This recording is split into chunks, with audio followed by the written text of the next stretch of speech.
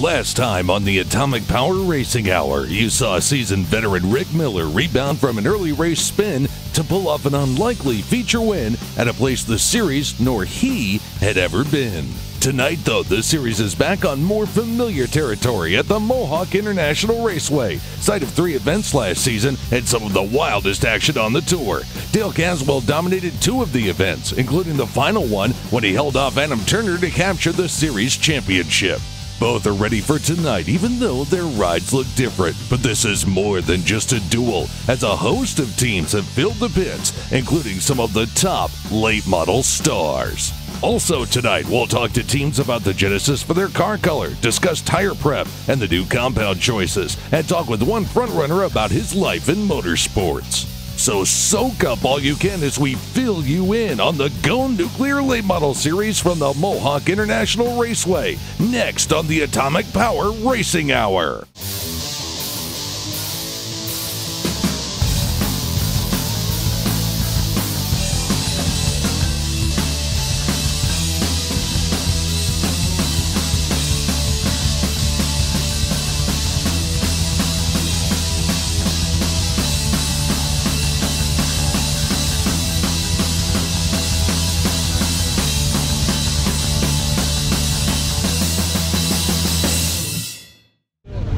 Welcome again to the Atomic Power Racing Hour. We're back for the Go Nuclear Late Model Challenge Series at the Mohawk International Raceway, one of the gems on the series once again in 2013. A lot of drivers love to come here, and so do we, with beautiful lighting around the speedway, fast speeds, and always tight action around what is almost a half mile on the outside of the racetrack.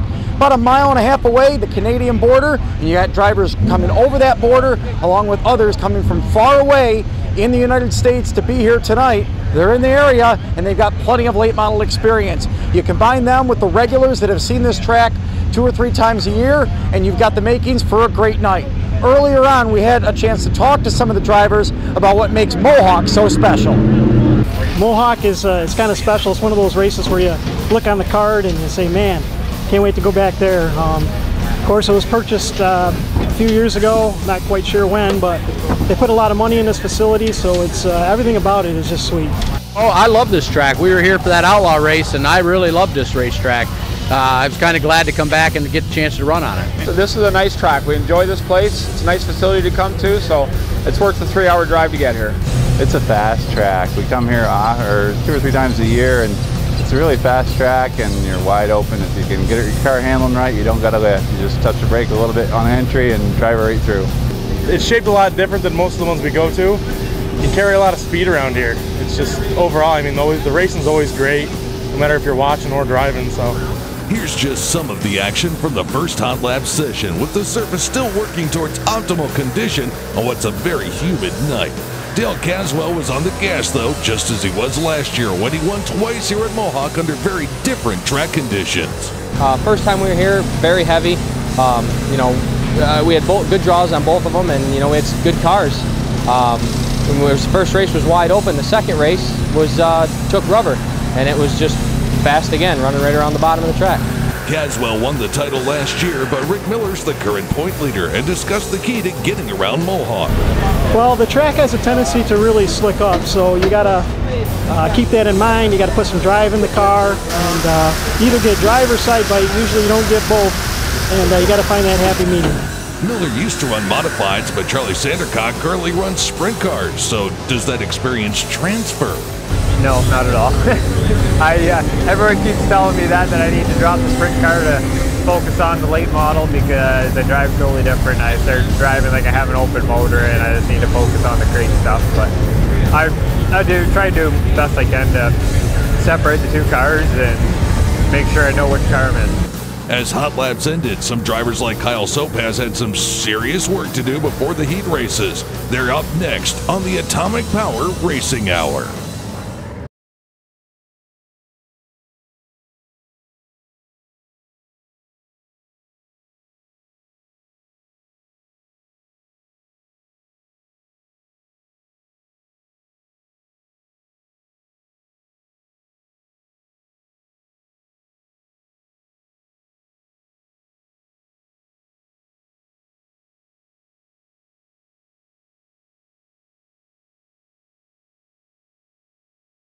Welcome back on the Atomic Power Racing Hour from the Mohawk International Raceway, the 4/10 mile that was known as the Frogtown Speedway until 2009, when it underwent an amazing facelift. The heat races are getting set to go, and in Heat 1, the driver carrying our onboard is Chubb Frank, who's from Pennsylvania but was in the area running with the World of Outlaws and jumps in an entry provided by series regular Greg Bellier.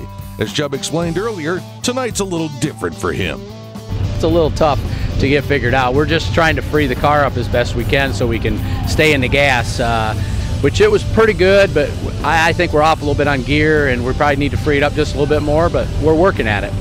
Chubb was fortunate enough to draw the pole for the first of 3 heats, in which the top 3 qualify for the feature redraw. For the call of the race action, here's Rich Vleck. Chubb Frank, just one of 2 Americans in this starting lineup. David McDonald leads a strong group of Brighton Speedway regulars, including Phil Potts, Adam Turner, Kyle Sopaz, and Matt Vanderlinden. The other American in the field, Jason Jamison from Indiana, one of the crew members on the World of Outlaw Late Model Tour. As we're ready to go green, field tightly bunched up out of turn number 4, and we're underway here at Mohawk. Into turn number 1 goes the 1-star, and Chubb Frank with no issue through the first set of corners. Adam Turner makes a slick move, gets down near the Uke tires, and slips back up on the backstretch, riding in position number 5. The top 3 will make the redraw. Coming around to complete lap number 1, the race being led by the machine of Chubb Frank in the Bellier entry. Phil Potts rides in position number 2. Potts now feeling the pressure from Jamison in the 21H, a borrowed ride tonight. Normally the Dustin Hanlon entry. As they work through turn number 4, Potts still trailing Frank by a significant distance now as Chubbzilla stretches out the lead. Battle on for the 3rd and final transfer position into the redraw. Right now Jamison has it. Turner looks down to the inside, and Potts is out of shape right in front of him. Potts goes darting through the infield, through the mud, and slides back onto the racetrack just in front of Kyle Sopaz. A lot of moisture now on the number 29's tires. He'll fall back to 6th, now in jeopardy of falling back to last with Matt Vanderlinden looking to the inside. Still Chubbzilla out in front, and now McDonald gets sideways back and forth. David McDonald nearly got into the same Uke tire. The top 3 again will make the redraw. Right now Adam Turner out of Picton, Ontario, holds on in that position, but he wants a little bit of insurance. He goes down to the inside of Jamison. And Jamison slides in front of the nose of the 92, working off of 4. As that's going on, David McDonald again begins to reel him in the 97. McDonald's had a very good start to 2013, a runner-up finish in weekly competition at Brighton, top 10 in the season opener at Humberstone, despite a spin late in that event. Out in front, though, it's all Chubb Frank. The driver out of Bear Lake, Pennsylvania, has been a champion in the late models for over 25 years, continues to lead, coming around this time to the white flag. You had the feeling with him drawing the pole position that he might go on a little Friday night cruise, and he's showing that right now. Very smooth and steady, first time in a Go Nuclear late model, leading down the backstretch.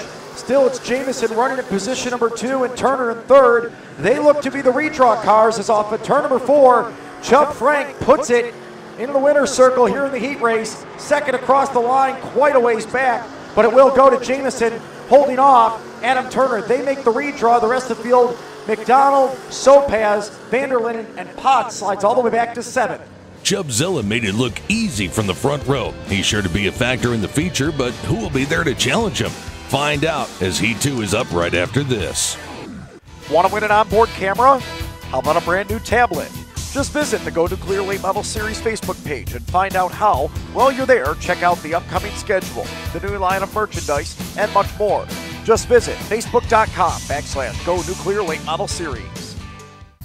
If you care about quality, service, or pride of ownership, it's time to call Tenachi AV. Tenachi AV provides music and theater systems for the home that defy expectations and are a clear cut above those found in the mass market stores, including handcrafted opera loudspeakers, Unison research amplification from Italy, Integra home theater, and many more. Discover the difference at TenachiAV.com or visit us on Facebook. The 2013 Go Nuclear Late Model Challenge Series is presented by Excel Tower Service, Peters Excavating, Atomic Chassis, Lias Racing Tire, American Racer, FX Caprera, Bilstein Shocks, Ed Carley Motorsports, BA Custom Headers, Finish Line Web Design, and Tenace Diversified. Welcome back to Mohawk International Raceway, where Chubb Frank just scored the win in Heat Race 1, driving a car owned by Greg Bellier, the pole sitter for Heat 2. We talked to Greg earlier about their partnership. Well, he assembles all my cars anyways. We've been struggling a little bit this year, and we just asked him to come over and run one of them to get it straightened out and assist us on the other one, and I think it's going to help us a lot. We've been second, I think, 3 times here. Timmy Sears beat us once, Caswell, and Sean Beardsley, I think, have all beat us here. So we're looking for a little redemption tonight. A very strong heat race number 2 assembled. Bellier and Miller on the front row. Brandon Kidd, Kaylee Weiss are in row number 2. Third row has defending series champion Dale Caswell along with Charlie Sandercock. And Billy Isley rounds out the field. 5 of the 7 starters have feature wins this season in weekly competition. And we're underway off of turn number 4, and a good drag race into turn number 1. Miller not giving up the outside lane yet. Rapid Rick Miller, who used that line to win this tour opener at Humberstone last month, is out in front into turn number 3. Bellier stays true to the bottom line, looks to get the run off the inside of turn number 4, and he's there, dead even as they complete lap number 1. Again, drives down to the inside, goes Greg Bellier. Last year, he picked up an amazing 6 wins. This year, still looking for his first, though, as he falls back into the clutches of Dale Caswell. Caswell, another one of those drivers, off to a little bit of a sluggish start here in 2013. Just a lone win at the Fulton Speedway, none at Can-Am, where last year he was track champion with 7 wins. He holds on to the 3rd and final redraw position right now. Brandon Kidd trying to close in the 14. A lot of drivers using the inside rail of the racetrack. Rapid Rick Miller in the lead, still rides up on the top of the speedway. Dale Caswell now ventures up there in the R19 as the battle shapes up for position number 5. Charlie Sandercock moves to the inside of Kaylee Weiss. Sandercock is just one of 2 drivers here tonight with 3 wins so far this season. The other one is out in front, Rick Miller. Battle back on for the number 2 spot. Dale Caswell drives to the inside of Greg Bellier and pulls even entering turn number 3. Now past halfway, a little bit of insurance trying to be built up as Caswell slides just in front of Bellier as they complete lap number 5. What a move by Dale Caswell as he moved back down to the inside. Very fast for the West Monroe, New York driver, and now has spot number 2. Greg Bellier falls back into the clutches of Brandon Kidd. Kidd closing in for the 3rd and final redraw spot off of turn number 4. As the laps continue to click away, but we've got caution out on the speedway. Sandercock is slowed in turn number 3. Sandercock drives one of the sharpest looking rides in the pits. How he and some of his fellow competitors got their paint schemes was our question of the night. I went back and forth through colors, and we like the blue, and our main sponsor there, Bellevue Fabricating, their colors are blue, so we kind of went with that. And we've always wanted to change stuff up and be a little different, so we kind of splashed a number on the side and big number on the hood and just kind of threw a couple of designs at it, and that's what we came up with. Blue's my favorite color. For the last few years, my cars have always been blue and yellow, so at the end of the year last year, we decided to go with blue and silver. So once we did that, it looked really good, so hopefully within the next few races, we'll have a new body out. I've always had blue cars. That's what I started out with. And then we switched and, went to white and color other various colors, and now we're back to blue again. I guess I was either going to go red or blue this year, and I was just kind of partial to blue, so that was it. No big story there. Going back a few years to Super Dirt Week in Syracuse, when I drink the Busch beer that comes out in the camouflage cans, I really liked them, so I just got Atomic to wrap me something like that, and so ever since then it's stuck. The 1-star car is the alligator print, which I really liked from Chubb's car from 2 or 3 years ago. And this one here is just a design that Apex Autographics come up with and that we liked. We've run it for a couple of years. We're going to change it up, just get something different soon, but it's cool. My car is white because we couldn't get into the graphics guys in time. Then once I did put the sides on, well, I have a habit of making nice flat panels not so flat. But look, It's a fine, fine looking white. Sandercock's engine issues would be terminal as the rest of the field readies for the restart with 2 laps to go. Single file for this restart since we are past halfway, and it's Rick Miller back on the loudhammer and back in the lead in through turn number 1 and 2. Caswell, though, slips up the racetrack, and Greg Bellier's got the runner-up spot back. Bellier, who just before that caution was in jeopardy of falling back to 4th and out of the redraw, back to the number 2 spot, coming around the white flag. Caswell drives back hard to the inside. They're side by side with the momentum really king off the top of turn number 4.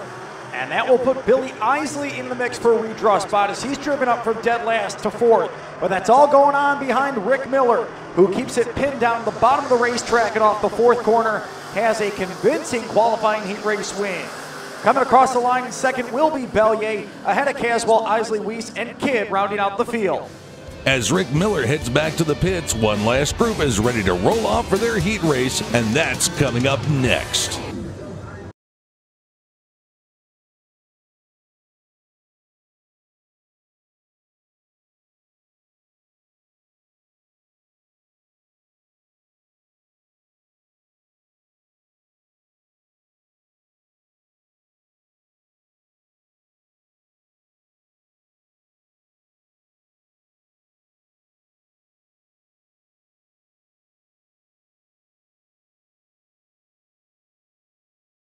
Welcome back. Heat Race 3's on the track with Clint Smith of Georgia carrying an onboard camera. The veteran is in Shane today, says 98 tonight, and talked about the changes he made this afternoon to be ready. We just done some setup changes and steering wheel changes and trying to get it more comfortable for Shane that normally drives it, where he'd be more comfortable in the car, and I'm trying to get it worked out for him so he'll run better next time he drives it. It's different for us. We always crutch off the motor so much, I guess, and here you got to run totally off the car. And you ain't got much power, so you have to make the best of it.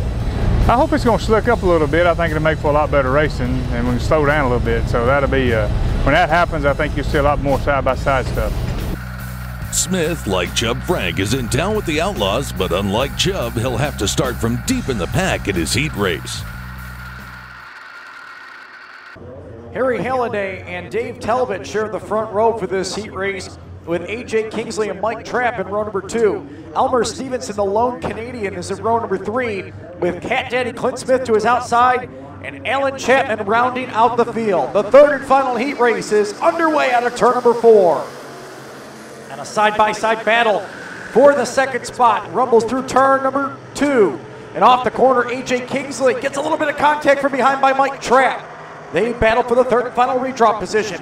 Talbot goes up the speedway in second, and look at Clint Smith through the middle. Cat Daddy with a big move in the 98, and he's up in his spot number 4.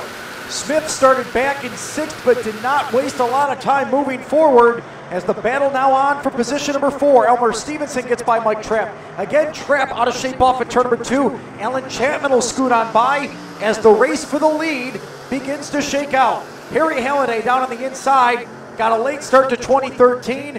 Before he even ran a race this year, A.J. Kingsley had a win. And the 9K puts himself out in front. Kingsley rides the rim right now off of turn number 4 and now has the lead coming by to complete lap number 3. If those drivers had a rear view mirror though, they would be able to tell that the 98 is closing. Clint Smith has moved into a redraw spot, riding in position number 3 and chasing after Harry Halliday for the second position. This is the first time for Smith behind the wheel of this number 98 as they come to the cross flag, signifying we are halfway through this final heat race. You see Halliday down on the bottom of the speedway. Well, Smith now drifts up to the top lane, looking to get some momentum, but still the bottom line has enough bite off the corner to enable Halliday to hang on to the number 2 spot. Yet Cat Daddy closes in ever more into turn number 1. Kingsley starting to put some distance over second and third. Well, they have a significant advantage over the 4 drivers that are not in redraw positions. Smith takes a new approach through 3 and 4, starting on the top, driving down to the bottom, and then trying to sweep off. And with 2 laps left to go, he is within 2 car lengths of the 13T of Harry Halliday. Halliday made a number of starts here last year in Go Nuclear competition. Smith hasn't run here in a number of years, but you wouldn't be able to tell right now as they're coming to the white flag. A.J. Kingsley, the race leader, with the best battle on the racetrack, is for the number 2 spot. They're dead even working through 1 and 2.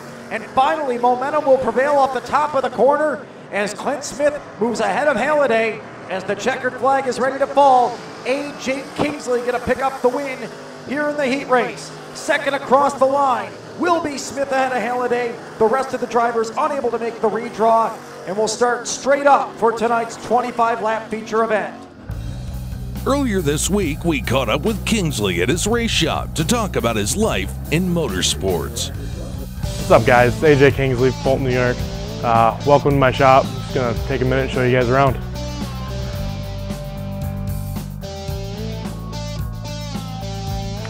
Over here, we just got our little tire prep station. Just working on some tires. Lots of tire grindings laying all over the place. Dad's gonna yell at me if I don't pick it up soon. Our backup car, which we are going to bring out this week. It's only done one race this year so far.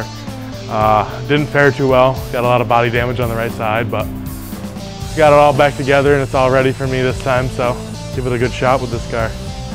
Here we've got a 2004 Rocket that is the last time it was ever out on the track at 1 with Jimmy Phelps driving. I'm trying to sell it. It's actually a good car. Clean, brand new body. And this is the Weekly Warrior. This is the car that's gotten the crap kicked out of it. The driver's not really too easy on stuff, as you can see the body. But hopefully within a few weeks we're gonna debut a new design, which is gonna look pretty cool. That's Dad. He's kind of slow. We like to keep him around to do the little things. Yeah. Working in the shop for the most part, it's usually Dad. Saturday mornings I'll go over and I'll work on the car with him, but for the most part he does a fantastic job getting the car ready every week to come here. I've been around motorsports and racing for as long as I can even remember. Dad's always had race car drivers, he's always had cars, he's always had tracks. So one way or another, I've always been into it. So it only seemed right that when I was 12, Dad kind of got me my first little car. He got me to buy a Slingshot. Drove that for a year and a half, and it was like shoving a 300-pound cat into a soda bottle. And after a while, it didn't really work. Went to Sportsman's and stayed there for 5 or 6 years. 2010, Dad and I had a conversation. He told me we can go big block one night a week, or we can do a late model and go 2 or 3 nights a week and just go have fun with it. So we decided to go this route, and we've just been having so much fun with it. The most challenging aspect of it is no matter how slippery the track is or how heavy the track is, you always have to drive these cars very hard. Back in 2010, when I first started with late models, I just called it a curse because I was in Sportsman for so long. And you can't drive these cars anywhere near a Sportsman car, so pretty much it was learning to drive all over again. Running on the Go Nuclear Late Model Series, we do really well for the most part when we travel, which is kind of strange because when I was younger racing, I didn't travel very well. If I went anywhere but Fulton, I was terrible. But we've been having some real good runs. We had a second at Humberstone, and I mean, we just look forward to racing the entire Go Nuclear Late Model Series. I definitely like to win a lot more this year. We've already got one at Can-Am. I definitely want to get one on the series. I'd love to get one at Utica Rome because the history that my family's had there, it would be amazing to just go there and get a real good win. Things are pretty quiet in the 9K pits right now, but coming up next, one final chance to hit the track before the 25-lap feature. So don't go away. Electricity. You flip a switch, the lights go on. But will we have safe supplies of electricity to meet our fast-growing needs? Today, nuclear energy provides 1/5 of America's electricity. Tomorrow, it could supply even more.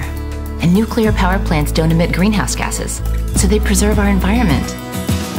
We need to reduce our dependence on foreign energy. And we also need clean air. With nuclear energy, we can do both. Nuclear, putting clean air energy to work. Planning a trip to Victory Lane? Let Atomic Chassis get you there. Atomic Chassis are built with a high attention to detail using superior parts from trusted manufacturers such as PPM, Winters, Bernheisel, Bilstein, All-Star Performance, Vulcan, and many more. With superior craftsmanship and materials, you know Atomic will last. And since each customer becomes a part of our family, you aren't treated like just another number. So visit atomicchassis.com today to plan your next trip to Victory Lane. If you're enjoying these late models on the Atomic Power Racing Hour, you need to be there in person. The Go Nuclear Late Model Challenge Series is coming to a track near you with all the dirt-flinging, side-by-side racing, and bumper-to-bumper action that you can handle. Come see the cars and stars of the Atomic Power Racing Hour as they battle for bragging rights. The series is coming to a track near you, so don't miss out on your best opportunity to experience what all the hype's about. Catch the series at Utica Rome Speedway Sunday, July 21st. This segment of the Atomic Power Racing Hour is presented by Dirt Track Digest. DTD is the most popular forum for dirt track racing in the Northeast. To get involved in the conversation, visit DirtTrackDigest.com. This is the Atomic Power Racing Hour as the Go Nuclear late models were back on the track for another round of hot laps just before the feature. Not all the teams took to the track, but Clint Smith did as he tested out adjustments that he and car owner Shane Tenase discussed after his run in the heat race. I think we probably need to take some gear out of it. It looked like you were topping it out. Need to get some traction now. Gets loose in the middle. It spins. When I started rolling out of it a little bit and getting back on it, I drove right around that guy. Along with Smith, all three heat winners saw the need to take the track so they didn't fall behind the curve with the surface slicking off since the qualifiers. AJ Kingsley in the 9K won heat race 3 over Clint Smith's 98. Here is what Kingsley had to say about his second heat race win on tour this season. Car was great. Took me a lap or so to get up to the front, but once we got up there, the car was great. It was a little tight, so we came in, made some changes, and changed the gear, and went out for that hot lap session just now, and the car felt even better. From what I hear from locals, the last few weeks it kind of started taking a little rubber, so we're just going to go out there and hope for the best. As you heard earlier, Kingsley came home second in the first race on tour this season to fellow Fulton, New York driver Rick Miller.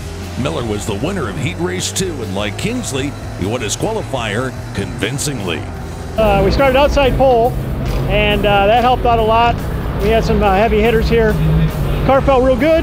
We could flat-foot it in 1 and 2. 3 and 4 we were a little loose, so now I'm making some adjustments because 3 and 4 was so bad. So I'm going to try to give up a little, gain a little. Gearing seems to be pretty decent. I went a little bit lower than a lot of the guys. They were questioning me, kind of making fun of it, but it seemed to be pretty fast, so I'm going to leave it alone. Chubb Frank was the winner of Heat Race 1. Here's how he felt his car handled in the 8-lap event. Car was actually pretty good. We made a bunch of adjustments because we haven't really run one of them cars, one of these crate cars, but we got it freed up good enough that we could run around here pretty much wide open. We're probably a little loose on one end, but good on the other end, so we're just going to leave the car alone and see what happens in the feature. Hopefully we get to draw up front. Chubb's words would be a bit of foreshadowing because when it came to the redraw, he'd indeed draw the pole, to the disappointment of the rest of the field. Just because Frank's on the pole, though, doesn't mean he has this locked up. There are plenty of variables that go into fielding a race-winning car, including tire selection, something Rich Fleck explains in the Tech Minute.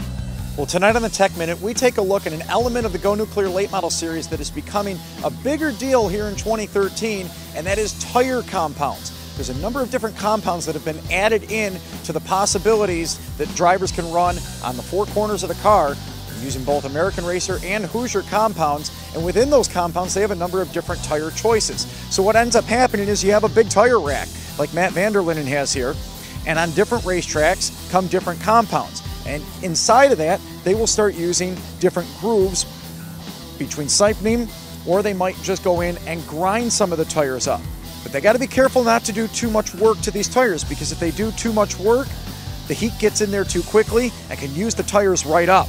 Especially on a slick track where a lot of heat is generated into the tires, they got to keep those tires good so they can get all the way to the finish line. With so many options available, no two teams are identical. We span the pits to uncover some of the methods that top late model teams use. Everybody sipes them. Definitely want to get that, and that's just taking like a razor blade type tool and just cutting straight across, and so the tire opens up under wrap. And grinding, you want to get into the tire a little bit, even if it's new. You want to just get rid of that residue that's from the factory. and open it up just a touch. And that's why you see even guys grinding old tires trying to get the, because they'll seal over and you want to open it back up. Shine them up sometimes from too much heat. So you got to grind them off, give a new face to it. You sipe the tire, allow it to flex and cool down, and then you groove the tire so it gets some bite into it. And we're allowed to groove, we're allowed to sipe, so I mean, cut our tires up. We're not really too into grooving tires. You know, I'm not very smart, so I stick with the same tire week after week. Our home track rules is the LM40, which is a D55 tire. It's a little bit harder than what, say, the R19 or the AJ Kingsley is running. They may be a little faster in the qualifiers, but in the feature we keep our rubber a little more solid than they seem to be able to. So we try to work towards the feature, not necessarily worry about the qualifiers. I mean, you can groove them, cut them, you know, play with stagger, compound, you know, because we're allowed to run, you know, either a 44 or 48. You know, you can swap different tires around. So, you know, it's they're opening up the tire rule a little bit more and more here, which is making it, you know, better for the drivers to get a hold of the track. But, you know, then you just got to carry around more tires. Before the teams could make their final tire selections, drivers in the redraw took time to connect with the Mohawk fans by tossing out signed Go Nuclear Series Frisbees. Whoever has the one signed by the feature winner wins two. But who's going to win? Find out next as the 25-lap feature goes green. If you care about quality, service, or pride of ownership, it's time to call Tenachi AV. Tenachi AV provides music and theater systems for the home that defy expectations and are a clear cut above those found in the mass market stores, including handcrafted opera loudspeakers, Unison research amplification from Italy, Integra home theater, and many more. Discover the difference at tenachiav.com or visit us on Facebook. Finger Food Products is a family-owned and operated business and is the proud maker of original pizza logs. Finger Food Products has been providing the food industry with original pizza logs for more than 25 years. Original pizza logs can be found at major national food service distributors, your local food distributor, and regional grocery chains. Because original pizza logs enhance pizzeria menus, they can be found at some of the largest and the smallest pizzeria chains in America. Want to win an onboard camera? How about a brand new tablet? Just visit the Go Nuclear Late Model Series Facebook page and find out how. While you're there, check out the upcoming schedule, the new line of merchandise, and much more. Just visit facebook.com/Go Nuclear Late Model Series. Welcome back. This is the Atomic Power Racing Hour, tonight from the Mohawk International Raceway, where it's time for the 25-lap Go Nuclear Late Model Series feature. A star-studded field is rolling onto the 4/10 oval that is definitely transformed as the night's gone along. With more on track conditions, let's hear from Rich Fleck. Late models rolling off. They'll be going green in just a couple of laps. But over the course of the evening, the racetrack is really taking a beating, especially through the middle groove. The modifieds and the sportsmen, along with the late models, have helped to really wear that groove out. Very little moisture left in the middle of the racetrack. So expect the drivers to be up on the top or down near the bottom where moisture still lays in tonight's feature event.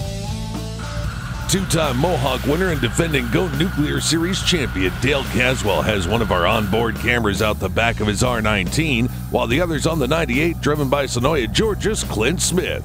The field's now formed up 2x2 and ready to go green just a lap from now. 20 cars ready to start this 25-lap feature event, with Charlie Sandercock the only scratch after an engine failure in the heat races has him sidelined.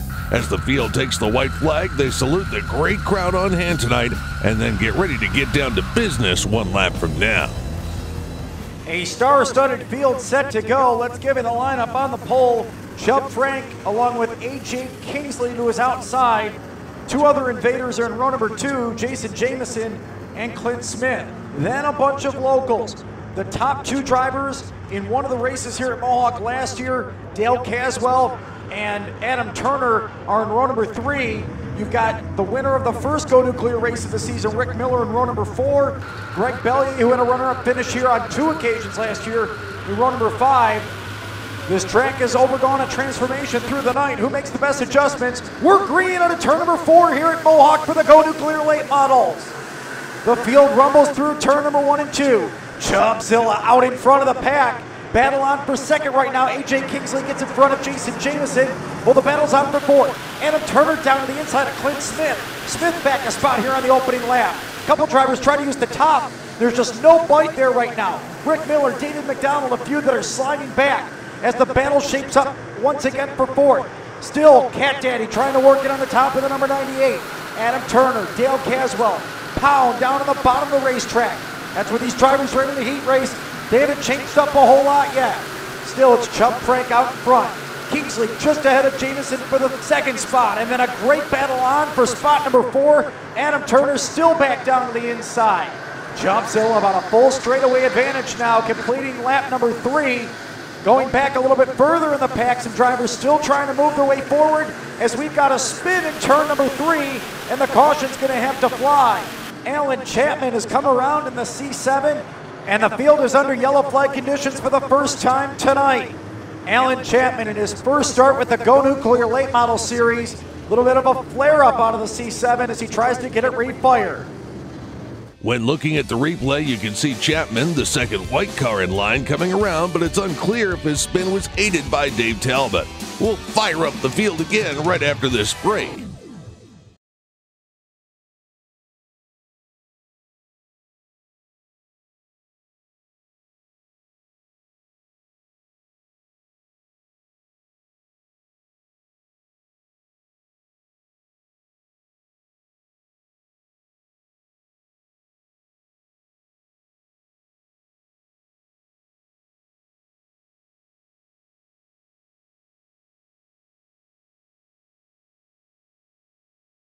Welcome back to the Atomic Power Racing Hour, coming to you tonight from the Mohawk International Raceway in northern New York along the Canadian border just east of Messina.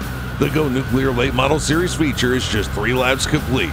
Since the drop of the green, it's been Chubb Frank out in front with AJ Kingsley in second, just in front of Indiana's Jason Jamison. With 22 circuits remaining, there's still plenty of racing to be done, and this double file restart is sure to scramble up the running order. The track's clear and we're ready to go green again. Let's send it back to Rich Black. As the field prepares to get back underway, Chubb Frank losing his significant advantage before ever dealing with lap traffic. And now you got AJ Kingsley to the outside as they were at the initial drop of the green flag. Kingsley edges forward, but pulls back in a line as Chubb Frank takes the field into turn number 1. Jamison now with the move to the inside. Jason Jamison looks for the number 2 spot off the corner, and he's got it. Slides up in front of Kingsley. Here comes Clint Smith down to the inside. Cat Daddy's down there, he's got 3rd, and now Jamison slips up, and into 2nd goes Clint Smith. What a move by the driver in the number 98. A great restart for him. Drives from 5th up to 2nd. Now battle shapes up for the 4th spot. Right now, Jason Jamison has slid back, and Adam Turner and Dale Caswell side by side for the 5th spot. Jamison made such a good move on that restart to get 2nd, and now just can't keep the car pinned down. Turner's there on the inside. Here comes Caswell around the outside with a full head of steam in the R19. Nearly 3 wide entering turn number 3. Turner thinks better of it. Jamison rides right through the middle, but again, it's very black there. No moisture left in the middle off of turn number 4, and that could be a problem for the 21H. Down to the inside goes Adam Turner and up into the 4th spot. Great run by the Picton, Ontario driver that ran here a number of times in sportsman and modified competition. As for Jamison, this is his first time ever on the speedway tonight. He falls back to 6th as Caswell moves on by. Billy Isley now closing in on the 21H. Isley runs in 7th after starting back in the 11th position. A nice progression here early on. Still Chubb Frank the race leader. Clint Smith running in 2nd in his own little world. AJ Kingsley in 3rd. Then Turner and Caswell the best battle on the racetrack for 4th. Turner now running up the groove just a little bit, but Caswell nearly in the backstretch wall to diamond the corner. A lot of the drivers say that you never stop turning here at the Mohawk International Raceway, and the way that Caswell's driving this track right now, that is certainly the case, making it very circular. Isley just got by Jamison for 6th. Here comes Greg Bellier for that same spot. Or Bellier in the 25, owning 2 cars in the field tonight. The other one, Chubb Frank's, which is out in front of the pack. And it's a long way forward to Chubb Frank. Clint Smith is finding that out right now in the 98. Mentioned earlier, he's in his own little world, almost a full straightaway behind the 1 star that has begun to lap cars. has put Dave Talbot and Alan Chapman a lap down. Reels in a big pack of cars just in front of him as we're nearing the halfway point of this event. Lap car is always known as the great equalizer. That's what Clint Smith is banking on right now. But the rate at which Chubbzilla is working through these cars makes you wonder if it's actually benefiting the race leader in the 1-star. Clint Smith now trying a new line down on the bottom. He was up on the top for a few laps earlier in the race.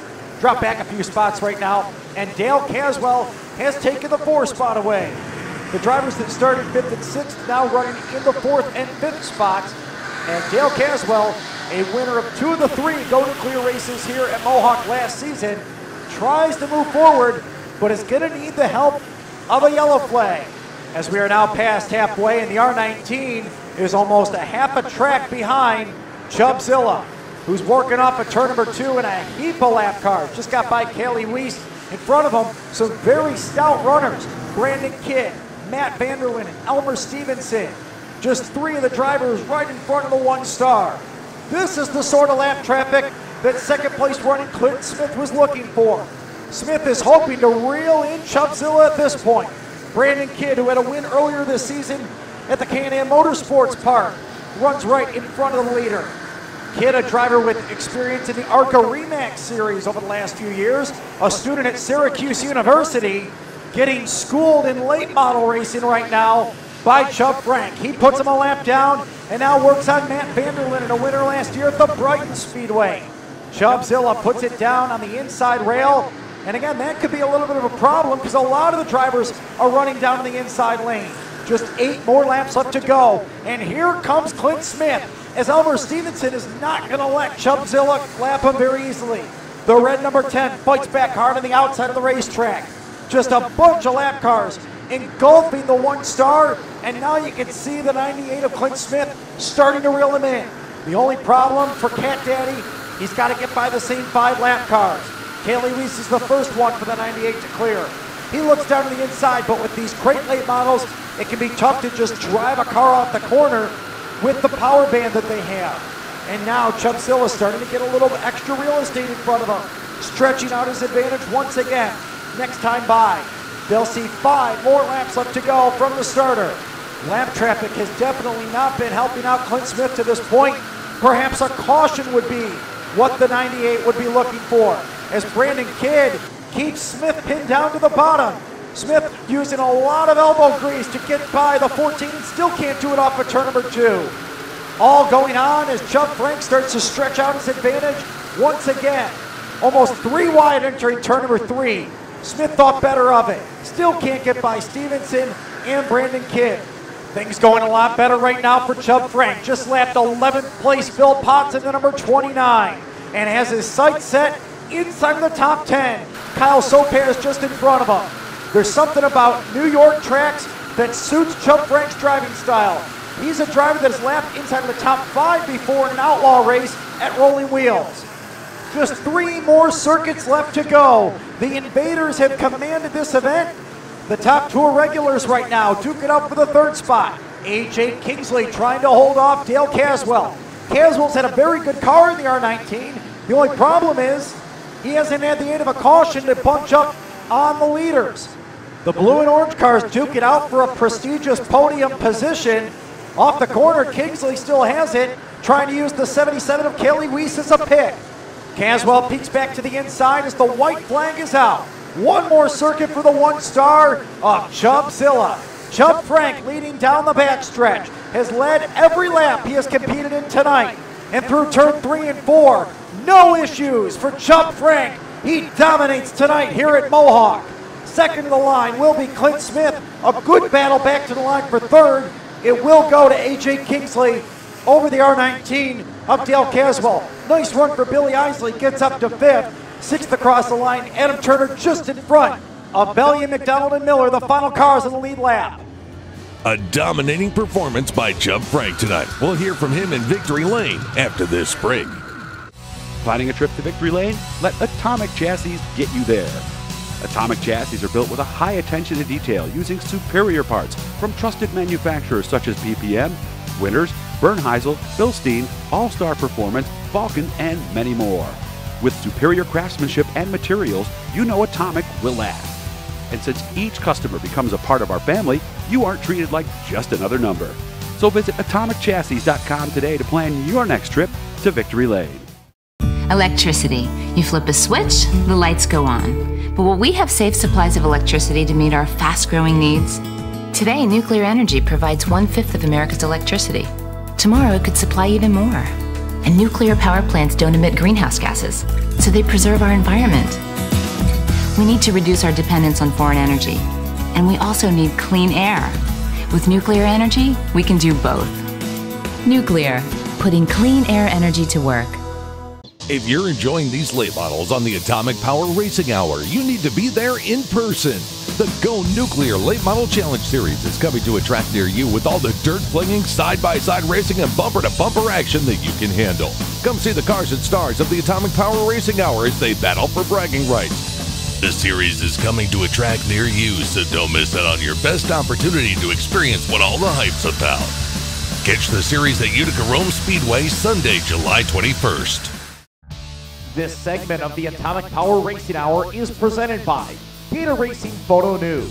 To stay on the lead lap of information for the Go Nuclear Late Model Challenge Series and so much more, you just gotta get a Gator. Lap traffic could not slow down Chubb Frank tonight as he cruised to the win in the 25-lap feature in his first start in the Go Nuclear Late Model Challenge Series. The late model veteran now gets to celebrate in Mohawk Victory Lane for the first time, where our Rich Fleck caught up with them. Well, a dominant performance by Chubb Frank picks up the win. I guess it's easy when you start from the pole, but that was a lot of lap traffic you had to deal with. Yeah, traffic was definitely tough. The pole helped, definitely. I don't know because this is the first time I've really drove a crate car, so I don't know how traffic was going to play. I had to just change the way I drove to get through traffic. Actually had to slow down, which is, I thought we'd have to run harder, but it actually worked out to slow down. So, you know, I'm just glad to be. I'm glad to be in Victory Lane. I mean, that's a product of crate racing. You come off the corner and you're running dead, even with a guy all the way down the backstretch almost. Yeah, because the motors, everybody's got the same motor, so it's hard to, you know, if you got more traction or if you got more momentum, that's about the only thing you can do to get by a guy. Are you thinking though, maybe, you know, Clint Smith is in this field, that he might be coming after you? Well, I was looking at the board, the 9 was ahead, and my crew guy Brad told me I had a lead there, but on that one yellow, but we got in that traffic, and then I looked up and I see 98 on the board, and I knew that was Cat, so I figured I better push on through and make sure, because I didn't know, you just don't know. You don't know how close anybody is. Well, it was far enough for a victory. Congratulations. Thank you. In Victory Lane, Chubb Frank with a dominant performance here with the Go Nuclear Late Models. Here's a full field rundown presented by Gator Racing News. As you can see, it was the two big invaders stealing the top 2 spots. AJ Kingsley was the highest finishing Tour regular, just in front of defending series champion Dale Caswell. Adam Turner was the highest finishing Canadian, holding off Greg Bellyache. Both drivers had runner-up finishes at Mohawk last season. Rick Miller won the Tour opener at Humberstone, but was the final car on the lead lap tonight, finishing 9th. Kyle Sopaz was the first car 1 lap down, but still scored a top 10, just ahead of fellow Canadians Phil Potts and Matt Vanderlinden. Alan Chapman brought out the race's only caution on lap 3 and was the final car to complete the feature, just ahead of Jason Jamison, who was running as high as 3rd place, but fell out shortly after the race's only restart. Dave Talbot and Mike Trapp were also unable to finish, with Charlie Sandercock not able to start due to engine issues. Once again, here's Rich Fleck, this time with our runner-up. Second place tonight for Clint Smith in the number 98. Assess your run. Yeah, we had a pretty good car. We worked on it when we got here, got the seat and all a little more comfortable, and helped Shane out when he gets back in it, and done a lot of rear end adjustments and 4-bar rod adjustments, and the several times we got to get on the racetrack is a rare thing, so we got like 4 sessions out on the racetrack, so that made a big difference on trying to work with a strange car. So it's a little different than the cars we run. So got a good draw, fell back to 5th, got to get to the inside, and then a couple tangled up on the back straightaway with Jason and the 9 car, and we got a big hole shot, got to 2nd. And I thought I had something for Chubb in lap traffic, but the lap traffic was just as rough for me. So we come out with a 2nd, and I think first time being in one in 10 years is pretty good for a crate car, and I think it was a good ride. They put on a good show here. It was all fancy with the great racetrack here at Mohawk. So they got a great facility, and the track surface was great. We was 3 wide. I thought it was a good show. Great performance for Clint Smith, comes home in second tonight. Maybe one more caution would have made things interesting, but he'll take the runner-up. Here's some highlights from tonight's feature. We're green on turn number 4 here at Mohawk for the Go Nuclear late models. The field rumbles through turn number 1 and 2. Chubzilla out in front of the pack. Spin in turn number 3, and the caution's going to have to fly. Alan Chapman has come around. Green flag. Kingsley edges forward, but pulls back in a line as Chubb Frank takes the field into turn number 1. Jamison now with the move to the inside. Jason Jamison looks for the number 2 spot off the corner, and he's got it. Slides up in front of Kingsley. Here comes Clint Smith down to the inside. Cat Daddy's down there, he's got 3rd, and now Jamison slips up, and into 2nd goes Clint Smith. What a move by the driver in the number 98. Ran here a number of times in sportsman and modified competition. As for Jamison, this is his first time ever on the speedway tonight. He falls back to 6th as Caswell moves on by. Drop back a few spots right now, and Dale Caswell has taken the 4 spot away. Chubzilla puts it down on the inside rail, and again, that could be a little bit of a problem because a lot of the drivers are running down the inside lane. Just 8 more laps left to go, and here comes Clint Smith, as Elmer Stevenson is not going to let Chubzilla lap him very easily. The red number 10 fights back hard on the outside of the racetrack. Just a bunch of lap cars engulfing the 1 star, and now you can see the 98 of Clint Smith starting to reel him in. Smith using a lot of elbow grease to get by the 14 and still can't do it off of turn number 2. All going on as Chubb Frank starts to stretch out his advantage once again. Almost 3 wide entering turn number 3. Smith thought better of it. Still can't get by Stevenson and Brandon Kidd. Things going a lot better right now for Chubb Frank. And through turn 3 and 4, no issues for Chubb Frank. He dominates tonight here at Mohawk. Another solid finish for AJ Kingsley, comes home in 3rd, and considering the 2 in front of you, that's got to feel like a win. Yeah, my opinion, the only way that those guys beat me was just their sheer experience. I mean, Chubb wasn't lifting, and for a little while I was racing pretty decent with Clint, and towards the end of the race I started seeing him in lap traffic, and I was just hoping I could catch him. That'd have been a major career highlight for me. Did you think the lap traffic was helping you, or did you think you needed a caution? That lap traffic was definitely helping me. Once when Chubb and Clint got out in their own area, nobody around, it was hard to catch them. They were pulling away from me. So 3rd's good? 3rd is great. We got this car dialed in right to where it needs to be. I've never had my car working this great before, so I look at it as a win. And a good points night for AJ Kingsley, brings it home in the podium position, 3rd place here tonight at Mohawk.